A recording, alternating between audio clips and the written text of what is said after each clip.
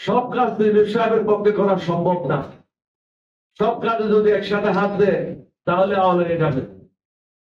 এখন আমাদের লক্ষ্য হল একটাই, ন্যূনতম সংস্কার ছাড়া নির্বাচন সঠিক হবে না।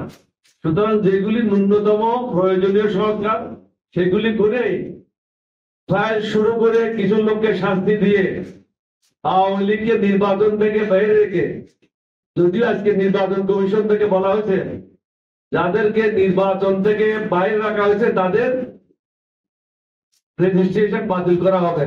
আমরা তাদেরকে ধন্যবাদ জানাই। রেজিস্ট্রেশন অবশ্যই বাতিল করতে হবে, কারণ যারা ভারতের দালাল, যারা ভারত প্রেমী, যারা লেনজুর দর্জি, তাদেরকে বাংলাদেশে আর জায়গা দেওয়া কোনো অবস্থাতেই ঠিক হবে না। তারা এই দেশের লোক না, তারা ভারতের লোক, তারা ভারতেই পলাইছে। এটা আপনারা এটা বুঝতে হবে, দেশবাসীকে বুঝতে হবে। তারা যদি সাহসী হতো, তাদের যদি সৎ সাহস থাকতো, তারা দেশ ছেড়ে পলাইতো না। তারা দুর্নীতিবাজ, তারা জুলুমবাজ, স্বৈরাচার, টাকা লুণ্ঠনকারী, টাকা পাচারকারী। সুতরাং তারা দেশ থেকে পলাইছে।